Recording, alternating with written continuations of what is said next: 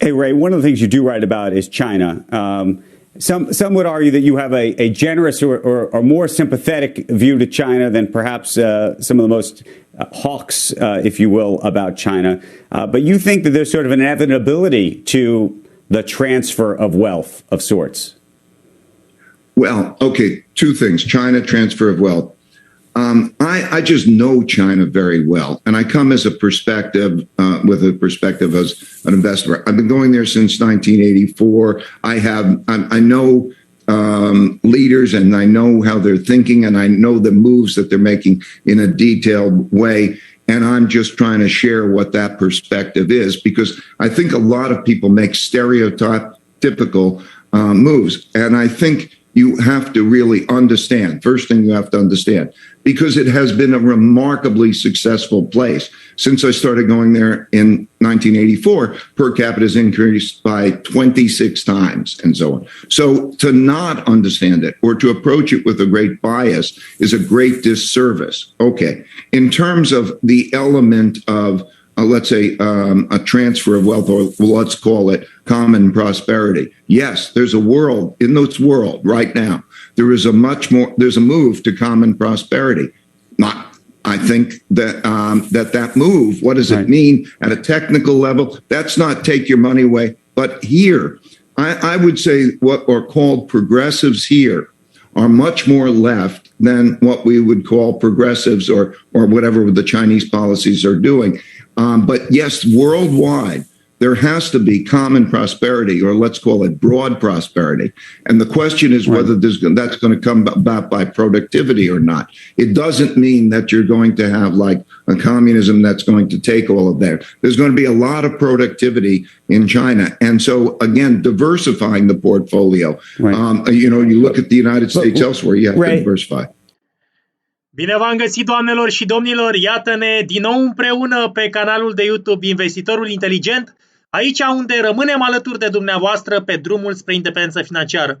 L-am ascultat mai devreme pe Ray Dalio, CEO-ul celor de la Bridgewater Associates, cel mai mare fond de hedging din lume, care discută despre oportunitățile de investiții din China și în special despre acest boom al productivității pe care ne așteptăm să îl avem în următoarea decadă. Se discută chiar despre faptul că China ar putea detrona Statele Unite ale Americii, cea mai mare putere economică a lumii. Însă ceea ce se întâmplă acum pe piețele de capital, doamnelor și domnilor, reprezintă o mișcare de plăci tectonice, reprezintă o volatilitate în creștere și am văzut și indicatorul fricii VIX-ul zilele trecute la niveluri ceva mai ridicate. Am avut vineri Black Friday, oportunități de a cumpăra, nu-i așa, acțiuni individuale chiar de la mama lor, de pe NISE, acolo unde personal am deschis o poziție pe Alibaba. Dar înainte de toate, haideți să vedem ce se întâmplă cu iShares China, unul din indicii de acțiuni care replică equity-urile chinezești, doamnelor și domnilor, care se tranzacționează acum la 5,93, iată un nivel de suport destul de interesant, mult sub nivelul de aproape $9 pe unitate de la începutul acestui an. Este fără echivoc, în acest moment vorbim de un sentiment negativ în China, dar mai ales vorbim de una din cele mai subevaluate piețe de capital din lume, în special raportat la potențialul de creștere. Și haideți să ne uităm, doamnelor și domnilor, la niște date cât se poate de concrete, la niște date factuale pe care ni le pun la dispoziție cei de la Barclays, doamnelor și domnilor. Aici nu știu dacă vedeți exact, dar vă spun eu, CAPE-ul în acest moment, indicatorul Shiller CAPE al profesorului Robert Shiller, ne arată un nivel de 39 în SUA. Cu alte cuvinte, avem niște piețe de capital supraevaluate în SUA, da? Care ne vor aduce în medie undeva la 2 și ceva la sută randament așteptat pentru următoarea decadă.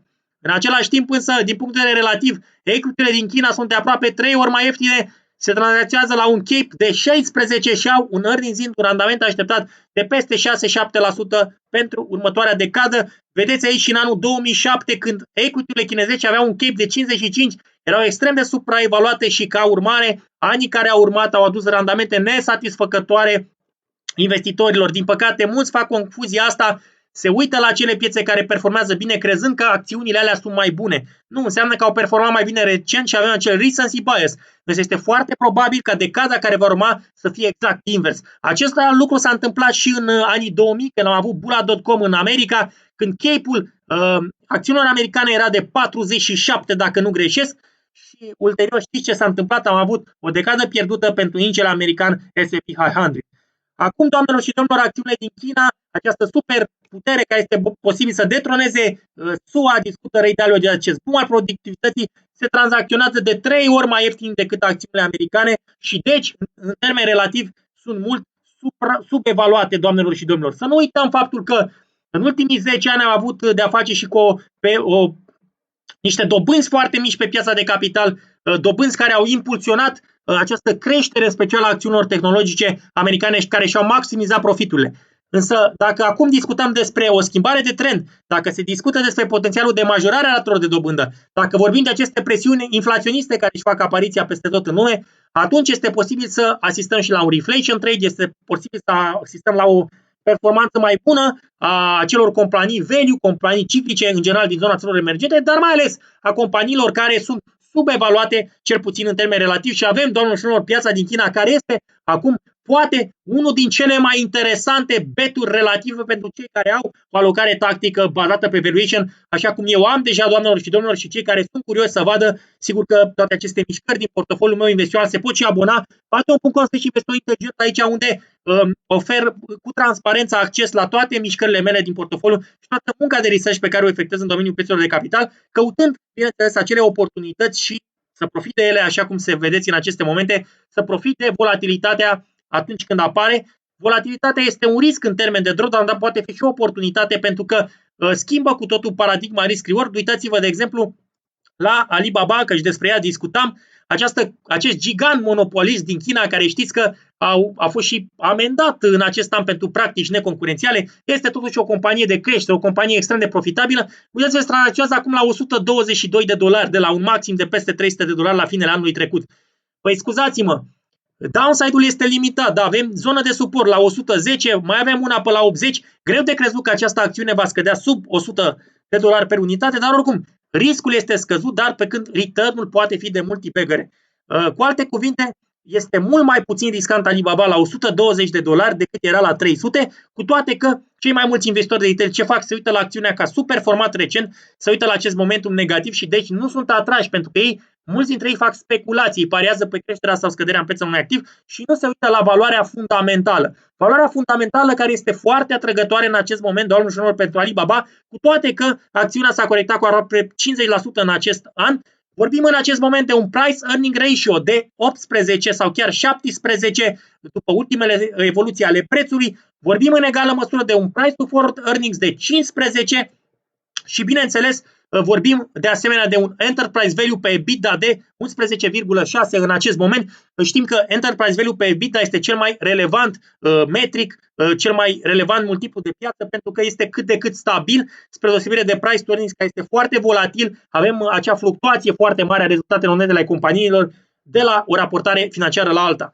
În acest moment, doamnelor și domnilor, Monici Pabrai, un celebru investitor, și-a redus expunerea pe Alibaba. În schimb, Charlie Munger și-a majorat-o și, cu toate că vedeți această scădere de aproape 50% a prețului Alibaba, să nu uităm ceea ce ne spune Charlie Munger, da, discută despre faptul că unde era scăderea, că nu mai găsesc, era pe aici? Ok. Charlie Munger discută despre faptul că dacă nu ești dispus să tolerezi o pierdere de 50% pe companiile în care crezi, pe companiile pe care le deții, atunci poate că nu ești făcut să fii deținător de acțiuni, să investești pe piața de capital. Da? Piața de capital este volatilă, este fluctuantă, însă vor câștiga pe termen lung cei care au disciplină, cei care au un orizont pe termen lung și cei care au un portofoliu diversificat. Știți că eu, din punct de vedere al diversificării, recomand să fim diversificați global. Eu personal investesc și în ETF-uri globale, investesc, bineînțeles, din punct de vedere tactic și în anumite regiuni mai subevaluate, dar nu fac rabat de la acest principiu al diversificării. Și dacă am deschis o poziție pe Alibaba, voi continua să fac dollar cost averaging, voi continua să cumpăr pe aceste corecții pentru a-mi mulți costul mediu și a mări randamentul așteptat, dar în egală măsură nu voi aduce riscuri idiosincratice mari în portofoliu, menținând o expunere de maxim 1% din portofoliu investițional. Uitați, este o companie extrem de profitabilă, un return on equity de 21, nu este îndatorată, are potențial de creștere, este o acțiune greu, dar la valuation atrăgătoare în acest moment, beneficiind de acest momentum negativ și acest discount al sentimentului negativ din China, dar și de aceste valuation-uri din punct de vedere relative mai atrăgătoare decât piața americană pentru equity-urilor din China. Asta nu înseamnă că pe termen lung aceste acțiuni nu vor performa bine, înseamnă doar că este o oportunitate în acest moment pentru cine are apetitul la risc necesar și dorește să profite pentru a-și obține un randament satisfăcător pe termen lung. Doamnelor și domnilor, eu personal investesc pe piața de capital, investesc în mod diversificat, dar poate că am o strategie ceva mai complexă care nu se potrivește tuturor. În acest sens, cei care vor să aibă o strategie simplă de investiții pe piața de capital pot achiziționa ghidul investitor începător, care și în această lună, o lună de concedii, de sărbători de iarnă, este la discount cu codul de reducere Santa Rally, 50% discount, ultima lună de reduceri semnificative pentru ghidul investitor începător, pentru cei care vor să înceapă în așa 9 ani cu investiții eficiente pe bursă. În rest, vă recomand să aveți un management bun al riscului, vă recomand să fiți prudenți. Bineînțeles, nu recomand o anumită investiție sau alta, asta depinde de profilul de risc al fiecăruia, dar eu, pentru mine personal, Alibaba, în acest moment, la acest preț, este o deținere atrăgătoare pentru un orizont pe termen lung și de aceea am decis să deschid o poziție pe Alibaba. În cele ce urmează, rămânem alături de dumneavoastră, continuăm cu noi videouri interesante pe piețele de capital, continuăm să urmărim acele oportunități care apar și, bineînțeles, să profităm de volatilitate atunci când ea ne poate aduce randamente așteptate satisfăcătoare. Toate cele bune și numai bine!